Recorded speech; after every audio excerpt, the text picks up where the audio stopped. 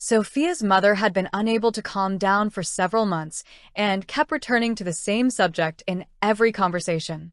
Her outrage reached its peak after her son-in-law, whom she described as heartless and arrogant, fired her younger son, Lucas.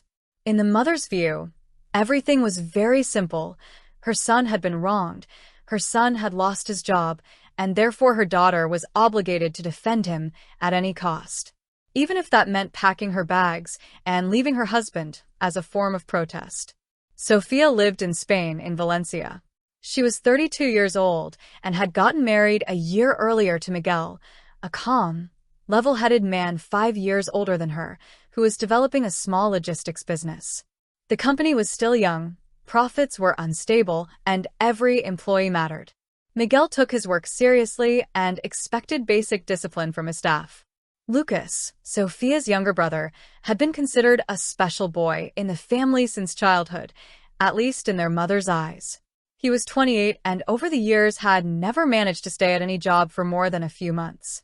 He still lived with his mother in a suburb of Barcelona, frequently changed jobs, and constantly complained about his bosses, co-workers, working conditions, schedule, and life in general. Every time he was fired, the reason was always external: low pay, bad treatment, unreasonable demands. Meanwhile, their mother passionately insisted that her son was expected to do $1 million job while being paid next to nothing. Sophia, however, knew perfectly well what kind of worker Lucas was. She had experienced it firsthand once. Right after graduating from university, she got a job at a travel agency in Madrid, the very same place where her brother was working at the time. Officially, he had helped her get the job, but in reality, his help amounted to nothing more than walking her to the office on the first day because he was going there anyway. It didn't take long for Sophia to realize what she had gotten herself into. Lucas regularly showed up late, disappeared in the middle of the workday, complained about his health, took sick leave, and when management started asking questions, he lied about medical issues, family problems, urgent personal matters. And every time he used his sister as cover, Sophia had to confirm his lies. After a couple of months, she couldn't take it anymore. She was ashamed of him and of herself. She quit and never again agreed to work anywhere her brother was employed.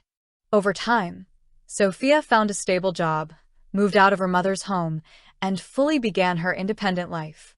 After getting married, she moved to Valencia to live with Miguel. That was when her mother, having learned about her son-in-law's business, immediately saw it as a chance for Lucas. The phone calls became frequent. Ask your husband, what would it cost him? Lucas helped you once. Families should support each other. Sophia honestly warned Miguel that it was a bad idea. But unwilling to damage his relationship with his mother-in-law, he still agreed to give Lucas a chance. That chance turned out exactly as expected. Lucas missed deadlines, mixed up documents, showed up late, frequently took sick leave, and sometimes simply stopped responding altogether. After a few months, Miguel made the decision he believed was the only reasonable one. He fired him, calmly, without scandal, and with clear explanations. That's when the real show began. First, the mother called Sophia, demanding that she influence her husband. When that didn't work, she called Miguel herself and spent hours unloading accusations, reproaches, and lectures onto him. But Miguel stood firm. He made it clear that he had no intention of stepping on the same rake twice and asked not to be bothered about the matter again. Then the mother turned back to her daughter. According to her logic, Sophia was now obligated to leave this terrible man who had done this to her brother. She genuinely could not understand how her daughter could continue living with a man who had shown no mercy to a family member. In response, Sophia said something to her mother for the first time with complete honesty. If she had her own company, she wouldn't let Lucas anywhere near it. And she fully supported her husband's decision. After that conversation, the mother hung up. Since then, she has been demonstratively offended, never calls first, and tells acquaintances how her own children betrayed her. But neither Sophia nor Miguel feels particularly affected by it. They live their lives, work, make plans, and, for the first time, do not feel guilty for refusing to carry an adult who never wanted to grow up.